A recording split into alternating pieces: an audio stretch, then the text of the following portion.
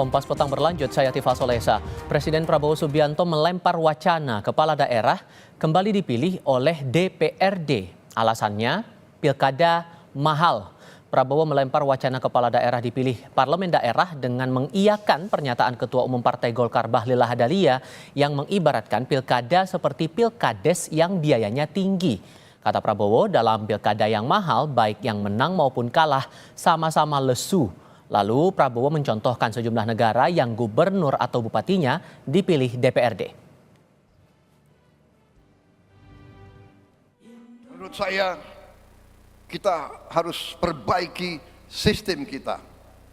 Dan kita tidak boleh malu untuk mengakui bahwa kemungkinan sistem ini terlalu mahal. Betul. Dari wajah yang menang pun saya lihat lesu juga. Yang menang lesu, apalagi yang kalah. Ya kan? Saya lihat negara-negara kita, tetangga kita efisien. Ya, Malaysia, Singapura, India. Sekali milih anggota DPRD, sekali milih, ya sudah. DPRD itulah yang milih gubernur, milih bupati. Komisi Pemilihan Umum merespons usulan Presiden Prabowo soal kepala daerah yang sebaiknya dipilih oleh DPRD. Sebagai penyelenggara pemilu, KPU menyebut hanya akan mengikuti aturan yang dibentuk DPR dan pemerintah. Menurut KPU, evaluasi pemilu serentak 2024 akan disampaikan ke DPR dan pemerintah sebagai bahan pertimbangan dalam menjalankan pemilu berikutnya. Kekosongan kepemimpinan mungkin atau usulan di DPRD dan seterusnya, sebagaimana juga diskursus seputar refleksi atas partisipasi yang memang turun meskipun masih di atas 70%. Ini kan dinamika pasca pilkada, inilah pentingnya evaluasi. Nah, kami sebagai penyelenggara ini dalam konteks ini ya akan menjalankan sebagaimana aturan saja. Diskursus soal misalnya kepala daerah dipilih DPRD kan juga bukan tidak pernah, kita pernah mengalami. Pengamat politik sekaligus Direktur Eksekutif Indonesia Political Review, Iwan Setiawan menilai meski bisa lebih efisien dalam anggaran, pemilihan kepala daerah melalui DPRD kurang demokratis karena menghilangkan hak partisipasi politik masyarakat. Iwan juga menyebut tetap ada risiko praktik jual beli jabatan jika DPRD diberi kewenangan memilih kepala daerah. Kurang demokratis menurut saya, karena pemilihan oleh DPRD itu tidak melibatkan langsung suara rakyat. Nah, keputusannya hanya berada di tangan sebagian kecil yang menjadi perwakilan. Potensi korupsinya juga tinggi, karena proses pemilihan di DPRD itu rentan terhadap praktik suap dan jual beli jabatan.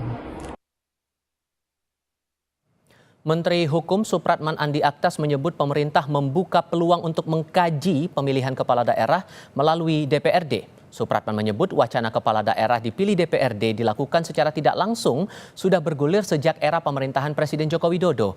Ia menilai pilkada tidak langsung bukan sebagai kemunduran demokrasi. Dan tidaknya kan tergantung kepada kebutuhan kita. Sekali lagi bahwa kalau pilkada yang kita kan bukan pilkada yang kita harapkan yang prosedural semata, tetapi substansinya. Dari dulu bukan soal di kabinet, kalau yang kabinet kan baru, tapi dari zaman Presiden Jokowi juga sudah lama bergulir. Di antara partai-partai politik juga sudah.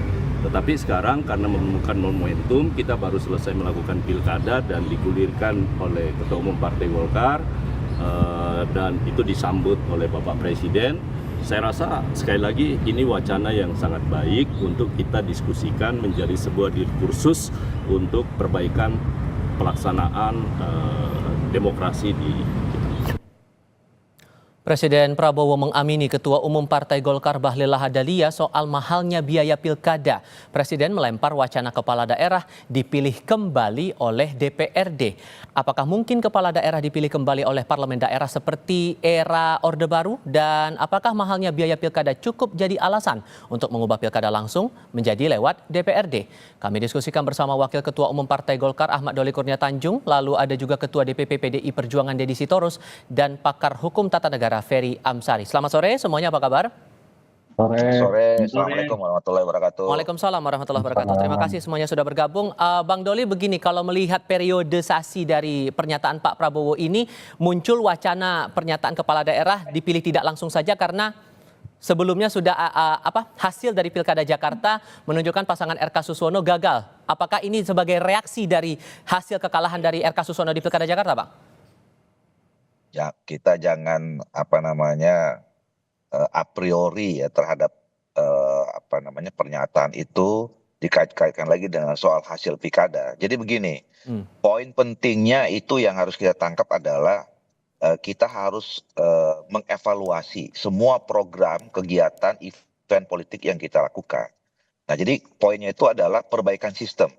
Dan ini seingat saya sudah 3 kali Pak Prabowo menyatakan, termasuk elit-elit yang lain ya, menyatakan bahwa kita harus mengevaluasi pemilu kita, pilkada kita, baik pilpres, pileg, dan seterusnya itu. Nah, jadi ini yang harus juga kita catat, bahwa kemudian nanti ada alternatif-alternatif seperti yang disampaikan. Itu kan tadi malam itu kan yang disampaikan pengalaman negara lain. Ya kan, disebutkan beberapa negara yang pemilihan kepala daerahnya seperti itu. Nah, jadi itu yang pertama.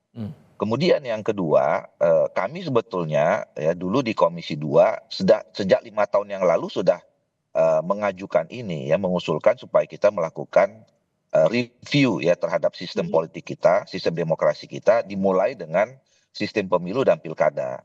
Bahkan waktu itu kita sudah sempat membuat draft naskah akademik dan draft RUU-nya ya, disatukan itu dikodifikasi antara pemilu, undang-undang pemilu dan undang-undang pilkada. Nah, jadi sebetulnya ini situasi yang positif buat pertumbuhan demokrasi Indonesia ke depan kalau kita ada pemimpin negara kita yang mengajak supaya kita melakukan evaluasi setelah event politik kita lakukan.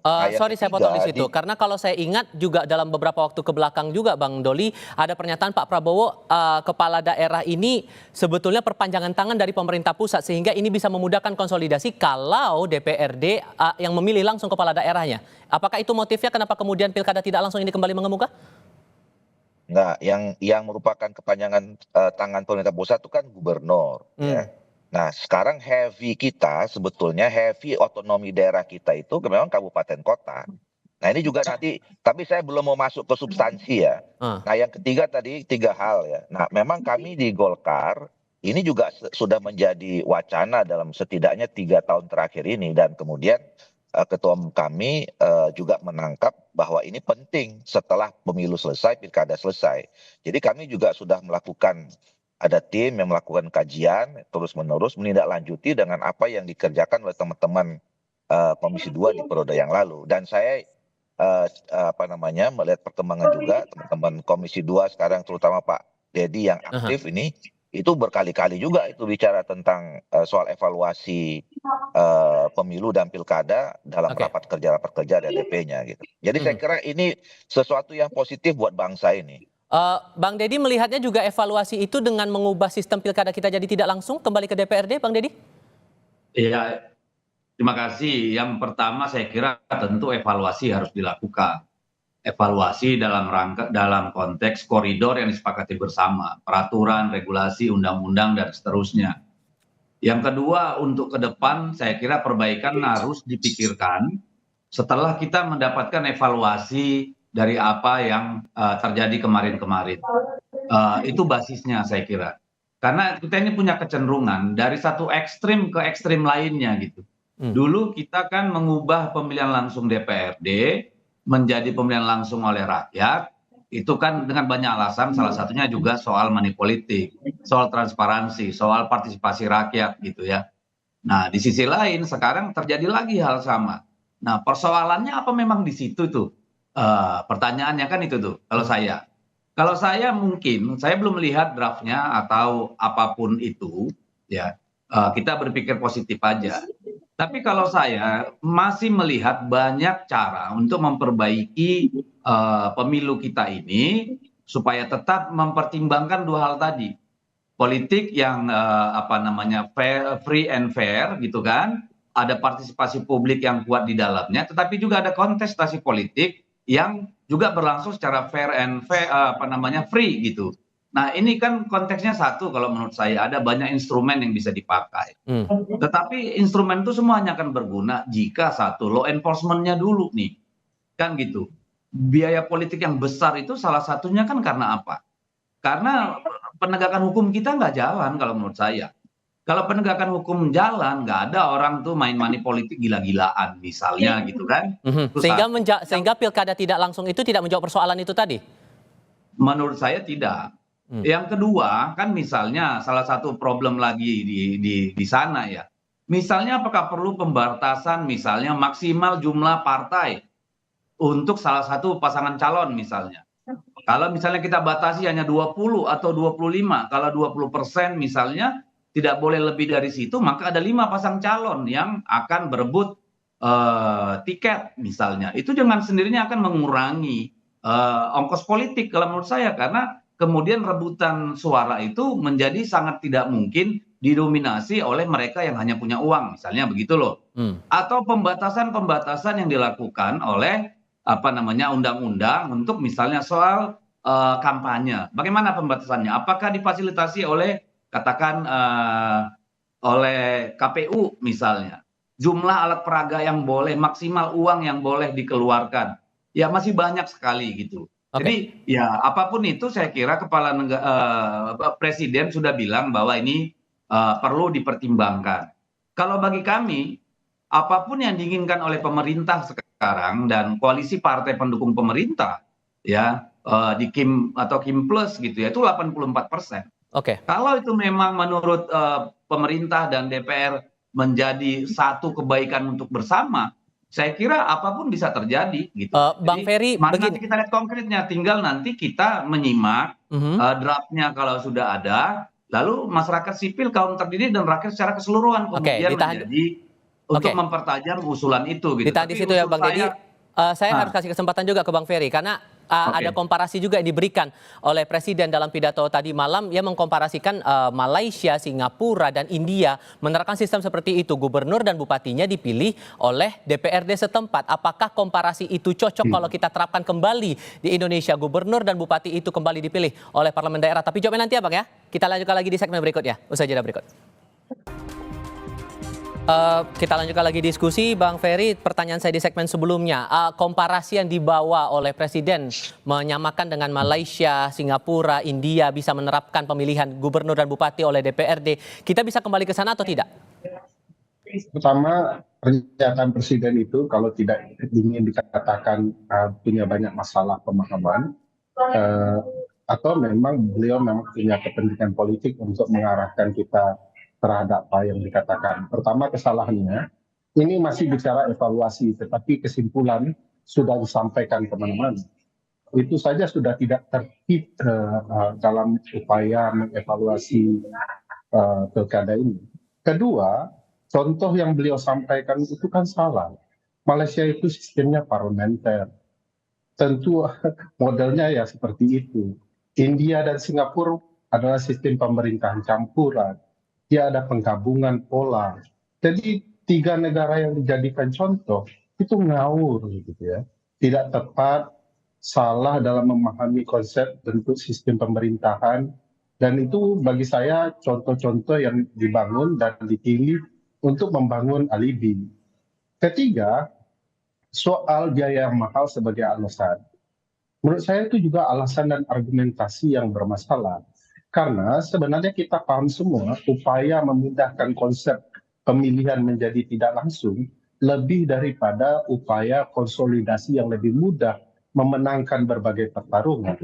Jadi elit yang berkuasa saat ini sedang merencanakan mau menguasai banyak hal termasuk dalam proses pemilihan kepala daerah, dan bagi saya tidak tepat.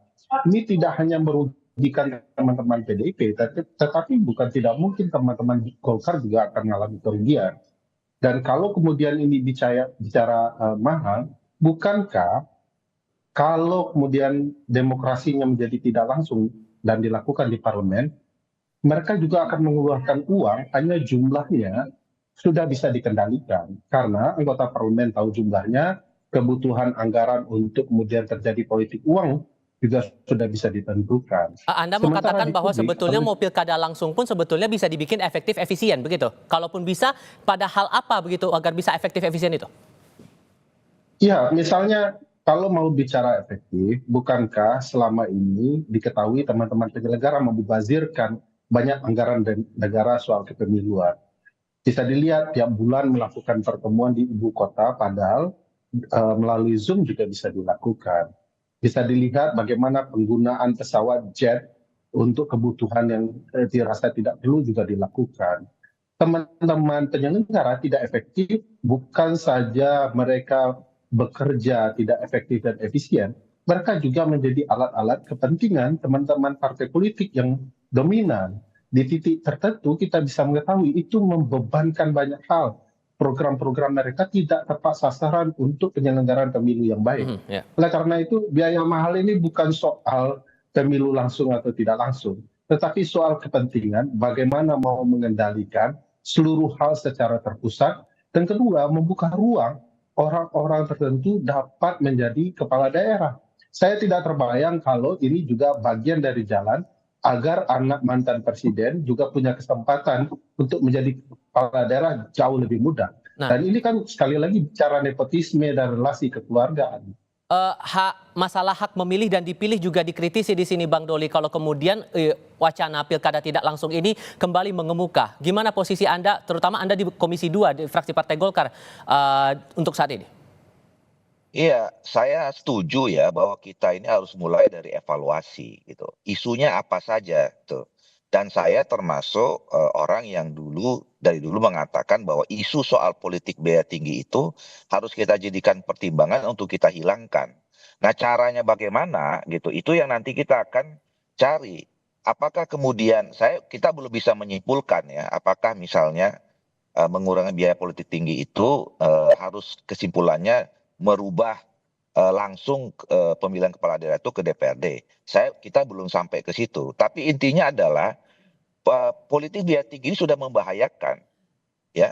Masyarakat kita ini sudah sangat permisif ya dengan berbagai praktek moral hazard pemilu itu, money politics, politik transaksional, vote buying. Nah, kita harus jujur juga mengatakan itu gitu ya. Yang selama ini mungkin yang diminta pertanggungjawabkan, yang disalahkan cuma elit-elit politik saja. Tapi penyakit itu udah mewabah kemana-mana di masyarakat kita. Dan kita nggak boleh biarkan. Nah, itu salah satu isu penting dalam evaluasi kita.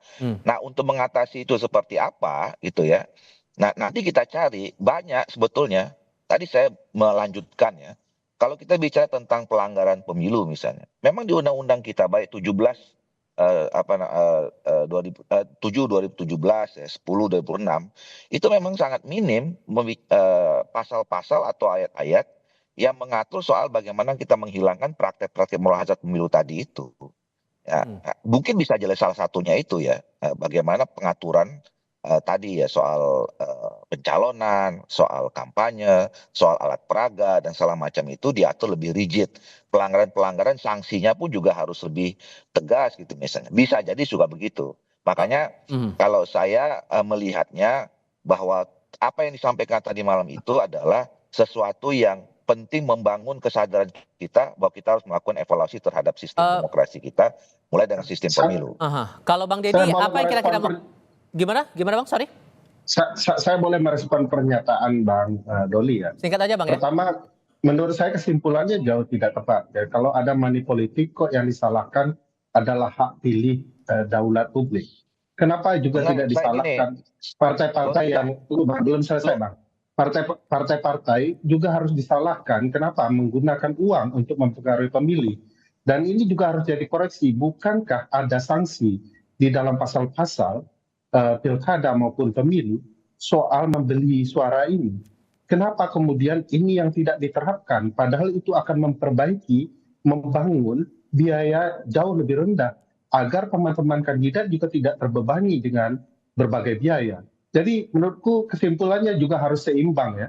Kalau memang publik menerima sesuatu, pemberi sesuatunya juga harus dipertanyakan. Ya. Apakah pasal-pasal itu diterapkan sedemikian rupa sehingga timbul penjeraan? Bang Deddy, Saya kalau mau lanjutkan. Saya mau lanjutkan. Tadi kan oke, Bang Martin silakan, ya. silakan. Nggak, selama ini memang nggak berimbang. Selalu memang betul. At the end semua yang diminta pertanggungjawabkan adalah elit politik. Tapi kita juga selalu mengarah kepada hanya itu saja. Bayangkan ya kemarin ya, bisa ambil contoh nih. Ini kenapa salah satu tingkat partisipasi publik itu rendah dalam pilkada. Satu mungkin ada election fatigue, kejenuhan. Itu ada tuh di dapil saya, ibu-ibu sekampung itu, mereka bawa undangan keluar jam 7 pagi. Dan mereka mengatakan kami nggak mau datang ke TPS kalau nggak ada yang bayar, gitu loh. Nah itu nggak bisa juga kita katakan elitnya juga yang salah. Dan akhirnya mereka memang nggak datang karena nggak ada yang ngasih duit, gitu loh. Nah maksud saya kita harus berimbang juga. Oke. Sorry, saya harus kasih giliran dulu ke Bang Deddy. Abang-abang, maaf. Saya harus kasih giliran ke Bang Deddy dulu, sebentar, saya kasih giliran ke Bang Deddy dulu ya. Bang Deddy, itu nggak bisa dibiarkan gitu loh, harus ada perubahan. Jadi kita jangan lagi kemudian membicarakan yang tanggung jawab itu adalah si ini saja yang salah. Baik. Oke, kita nggak masuk itu, sistemnya yang kita rubah gitu loh maksudnya. Nah, Bang Deddy, kalau gitu sorry Bang Ferry, saya harus kasih ke Bang Deddy. Bang Deddy, posisi PDIP nanti di Komisi 2 untuk evaluasi ini apakah juga akan membahas lagi masalah pilkada tidak langsung ini perlu atau tidak?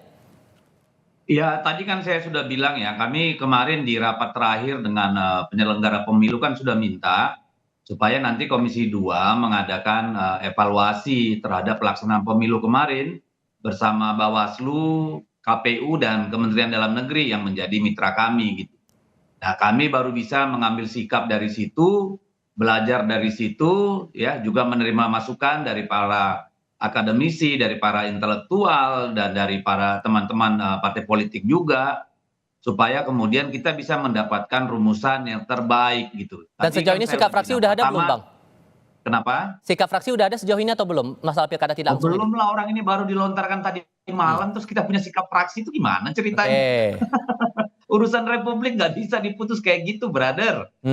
Kita duduk dulu tenang. Tadi kemarin wacana itu sudah disampaikan oleh Pak Presiden.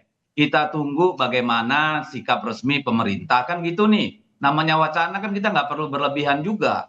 Kalau dia nanti tidak menjadi langkah politik kan kita ini membahas sesuatu yang sambil lalu. Lalu nanti kita evaluasi penyelenggaraan pemilunya gitu, baik pilpres, pileg hingga pilkada kemarin gitu. Karena kita punya waktu yang panjang nih, 4 tahun, 5 tahun gitu ya. 4 tahun lah katakan untuk menyiapkan pemilu yang lebih baik dari kemarin-kemarin gitu. Dan menurut saya bagian di mana partisipasi publik itu dihilangkan dan akuntabilitas partai politik maupun para calon, juga institusi penyelenggara negara tidak menjadi bagian dari perbaikan itu, maka kita sedang berjalan mundur gitu. Jadi kita tunggulah semua, kan baru tadi malam masih fresh from the oven gitu. Terlalu banyak kita komentari juga belum tentu ini barang bentuk wujudnya kayak apa nanti gitu. Oke, Bung Ferry, singkat saja, merespon ini tadi gimana? Apakah perlu diperjuangkan juga atau tidak? Ya, pertama kita ketahui kalau soal biaya tinggi itu yang salah tidak hanya pemilih tapi juga peserta. Oleh karena itu fokus penghukuman di ruang pembentukan undang-undang yang baru hanya tidak didekati ke kedaulatan publiknya, tetapi bagaimana memastikan money politik atau politik berbiaya tinggi dan lain-lain itu bisa betul-betul diperbaiki di masa depan. Kan ada banyak sanksi ya, misalnya ada cerita pembubaran partai politik melalui Mahkamah Konstitusi kalau kemudian melanggar hal-hal atau nilai-nilai yang kemudian dianggap melanggar ketentuan konstitusi dan undang-undang. Ada upaya pembenahan dan penataan bagaimana memastikan sanksi atau teguran politik yang berbiaya tinggi kalau menggunakan money politik itu juga bisa dilakukan. Dan kedua, menurut saya ide ini sudah cacat dari awal ketika kita melihat bagaimana publik dari era Pak SBY sudah mengkritik ini, jangan ambil daulat kami. Lalu kemudian partai politik memutuskan sendiri, presiden memutuskan sendiri. kan mereka kalau memang betul berani dengan gagasan ini, betul-betul benar Baik. gagasan ini, bawa dong pada pemilu kemarin, kampanyekan, biar kami tahu siapa yang perlu dipilih dan tidak dipilih dengan gagasan ini. Oke. Kan partai politik sadar pilihan ini tidak populis di mata masyarakat, tapi setelah mereka terpilih baru dipakai, digunakan. Jadi sudah tidak sehat gagasan ini secara ilmiah Baik. dan secara kedaulatan. Gagasan ini muncul dadakan hanya untuk kepentingan saja. Hasil evaluasinya kita tunggu bersama. Bang Doli, Bang Dedi, dan Bang Ferry, terima kasih banyak sudah mau berdiskusi bersama kami hari ini. Selamat sore semuanya. Salam. Sore Om Doli.